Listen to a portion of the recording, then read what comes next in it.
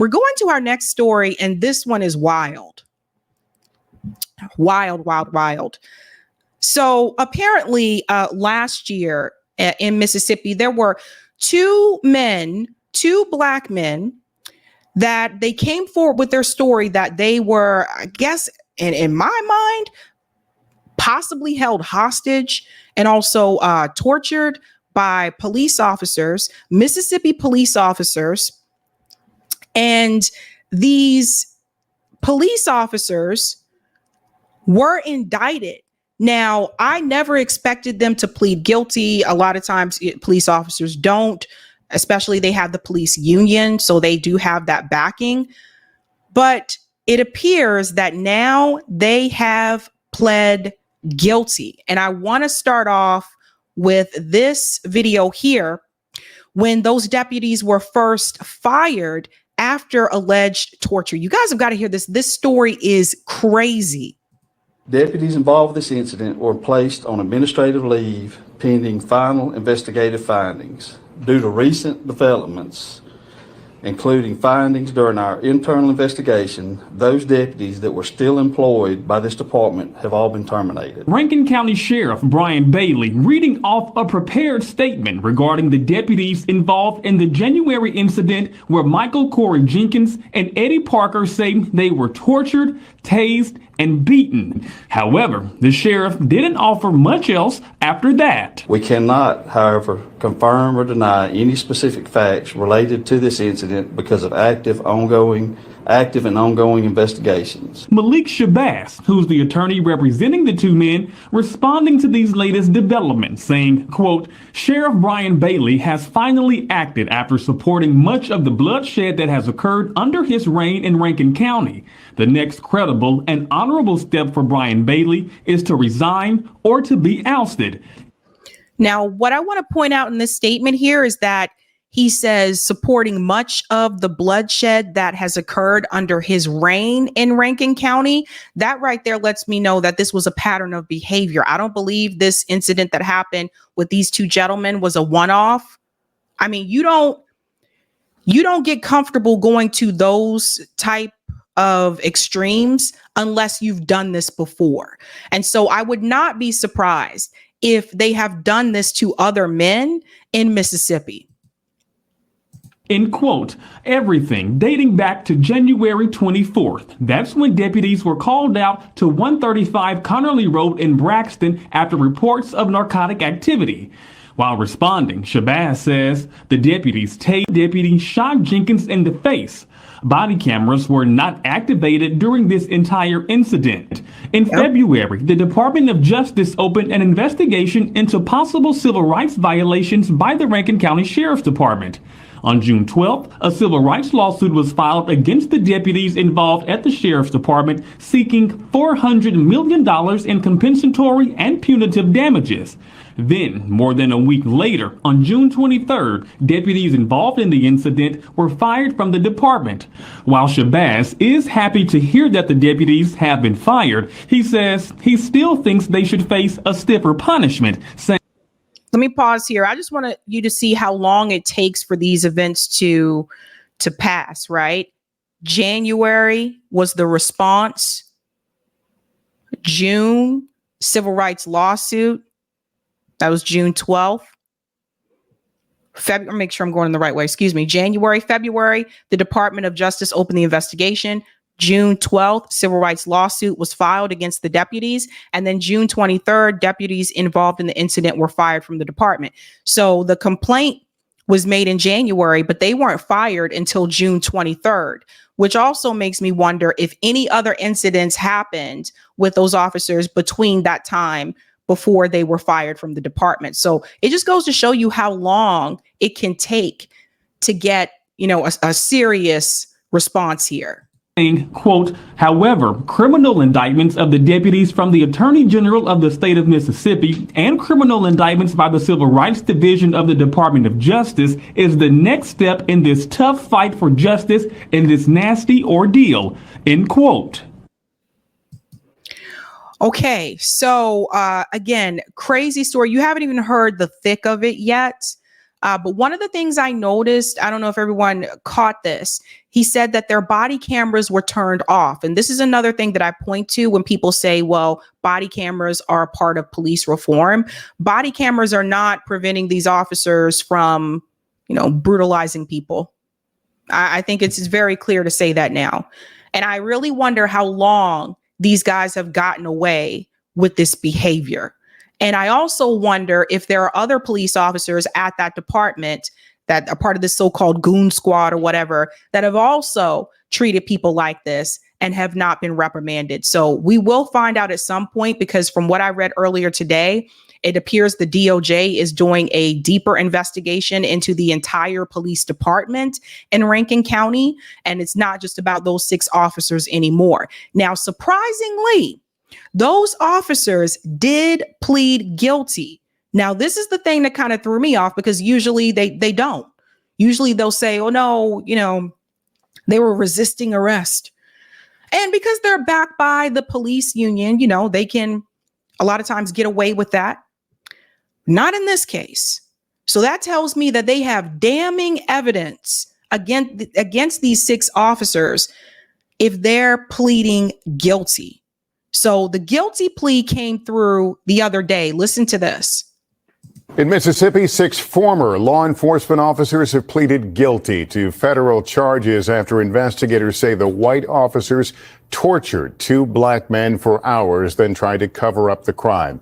Miguel Almaguer now with what the victims are telling us tonight. Tonight, Eddie Parker and Michael Jenkins say justice can be served now that the 6 white Mississippi law enforcement officers who beat them for nearly 2 hours have entered guilty pleas. I finally gave up. I knew how it was to give up. It wasn't a surviving. It was a hoping I'll make it to the end. Prosecutors in Mississippi say the officers tortured, used racial slurs, and sexually assaulted the 2 black men. Everybody see this? Tortured, used racial slurs, and sexually assaulted them.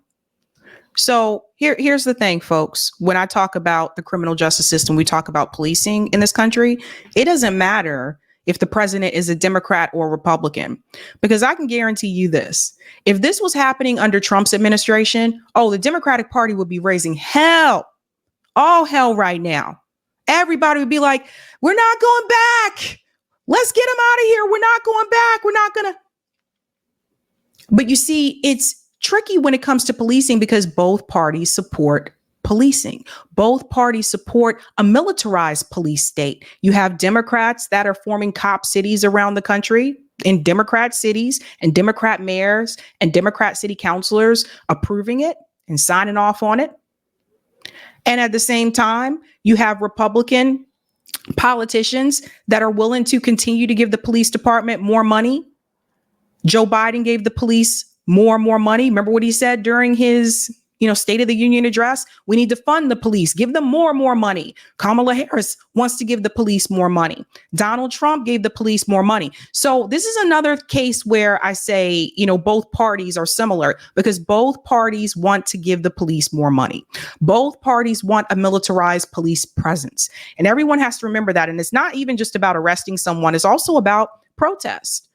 Look at the militarized police that arrive at even peaceful protests nowadays. You have officers that the people are supposed to be able to trust. They're supposed to be able to call them if they need help. These 6 police officers in Mississippi decided to form their own squad within the police department and violate people. Now, see, I remember telling people a while back that there were stories of police officers sexually assaulting people, and people were like, no, cops aren't doing that. And these were men. So it doesn't matter if you're a woman or a man. They sexually assaulted 2 men. 90 minutes. Tortured, beat, used racial slurs, and sexually assaulted them. These guys will have to live with that trauma for the rest of their life. That's not something you just easily get over. Now, are they cops or are they a gang? inside a Braxton home last January. Court documents reveal the officers, who called themselves the Goon Squad, broke down the door, beat, tased, and threatened to rape Parker and Jenkins while calling them the N-word and monkeys as they accused the men of sleeping with white women. They come in there to do what they wanted to do, which torture us, and they came to do what they did. The 5 Rankin County Sheriff's deputies, Brett McAplin, Jeffrey Middleton, Christian Dedman, Hunter Elward, and Daniel Opdyke, were joined by Richland police officer Joshua Hartfield. The federal complaint says one officer put a gun in Jenkins' mouth, pulled the trigger, and nearly killed him. You hear that? All of this, of course, not in compliance. And you can't tell me, and they're going to find out when they have the bigger investigation of the full department, because you can't tell me this is the first time they've done something like this. What did I do? Are these, really officers? Do they do this? Why are they doing it to me? Authorities say the officers tried to cover up their crime by planting a gun in the home and drugs on the victims after their so-called raid. The officers charged with several crimes, including civil rights violations and obstruction of justice. Planting weapons on the victims. Now, again, I remember telling people, my family's from Baltimore, Maryland. I remember telling people on this show that Baltimore cops were planting drugs and planting weapons on people. It happens. Someone once asked me, they're like, have you ever seen that show called The Wire? And I'm like, yes, I have. And they're like, is Baltimore actually like that? And I'm like, yes. The cops are corrupt. Anything for a bust. Anything for a bust. And, they have different quotas that they're supposed to meet. Known to just harass people. Will says, I'm from Baltimore, can confirm. Yeah. Abso-freaking-lutely. In their minds, the law and the Constitution be damned. They became the criminals they swore to protect us from. After their guilty plea to federal charges, the members of the so-called Goon Squad still face state charges and years behind bars. So we have a little bit more detail here in this Guardian article that I want to pull up, because this is like crazy. And by the way, this should be all over national news at this point in time. And people are walking around talking about a campaign of joy. People are walking around talking about, yeah, we need to get this person or whatever. And like, I'm sorry, but like this particular issue, if I were a presidential candidate right now, one thing I would not do is talk about funding the police and giving the police more money, right? So listen to this. The U.S. opens a civil rights investigation into the Mississippi Sheriff's Office after torture of Black men. So this is now a much bigger issue. The Justice Department will investigate whether Rankin County Sheriff's Department has engaged in a pattern of practice of excessive force and unlawful stops, searches, and arrests, and whether it has used racially discriminatory policing practices, according to the Assistant Attorney General Kristen Clark. So we know the story here, but it says that 5 of those deputies pleaded guilty in 2023 to breaking into a home without a warrant and engaging in an hour-long attack on Michael Corey Jenkins and Eddie Terrell Parker. A 6th officer from the Richland Police Department was also convicted in the attack. So that officer from a different department. Some of the officers were part of a group so willing to use excessive force, they called themselves the Goon Squad. All 6 were sentenced in March, receiving terms of 10 to 40 years. The charges followed an Associated Press investigation in March 2023 that linked some of the officers to at least 4 violent encounters since 2019 that left 2 Black men dead. So, does everybody understand now why I am not pro-police?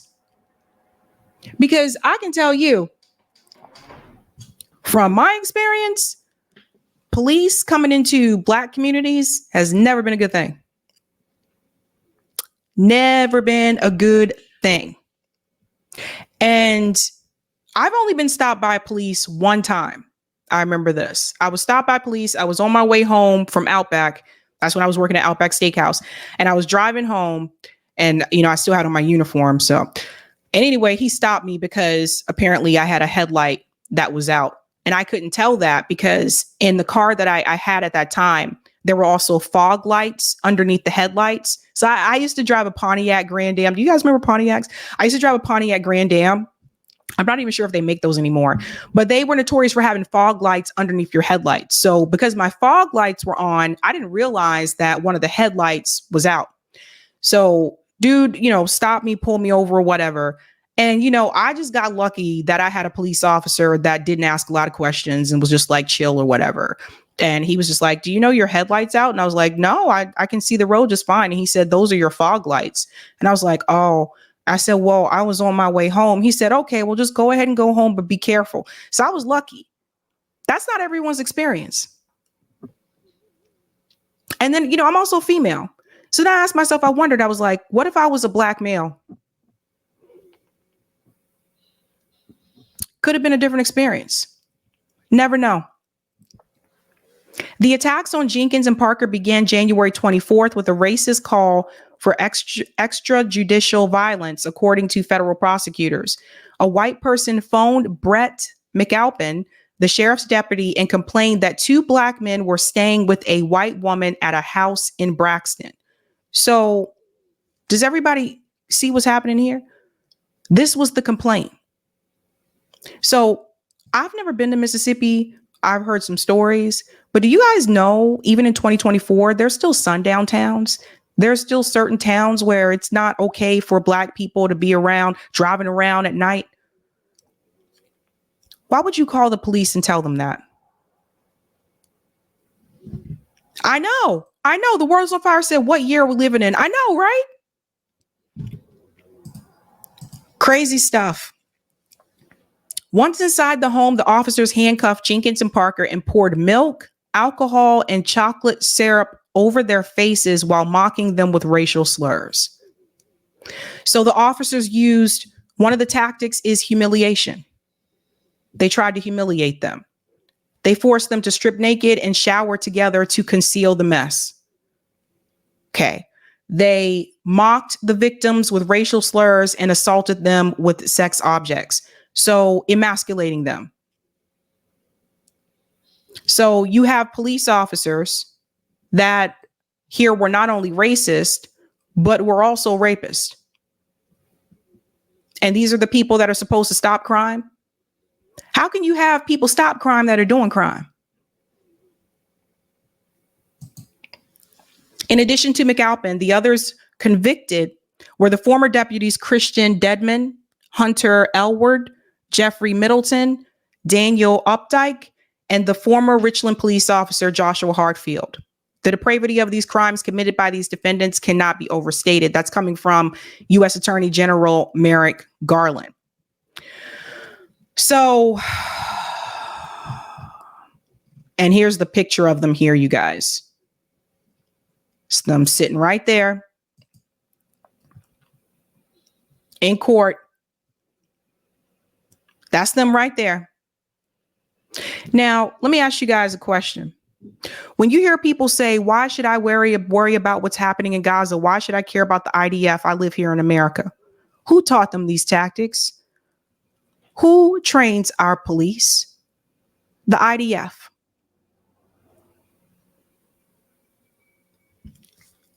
When people talk about feeling safe in this country and people say that, well, we have to stop crime, we have to prevent crime because otherwise people won't feel safe. There are some of us that don't feel safe in certain parts, certain neighborhoods, certain towns in this country, not because of crime, but because of the people who are supposed to stop the crime. It happened to those 2 men. It could have happened to you.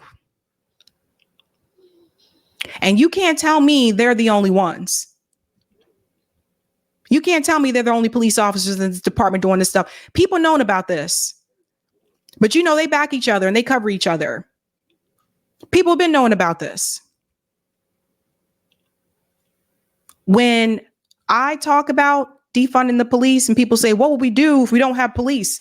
What do we do with them? Tell me, let me know. What do we do with them? Because according to the data, police only solve 0.02% of crime.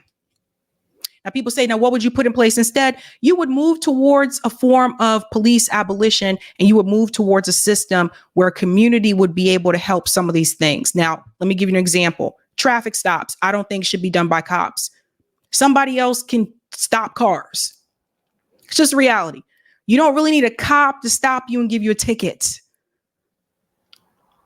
That's one of them. Mental health episodes should not be done by police officers. You have social workers that are trained to deal with those cases. Police officers are not. They didn't go to school for that. But this within itself, to go into someone's home, and this is the thing I want you guys to really understand. They not only invaded their sense of privacy, they not only disrespected their bodies, they humiliated them.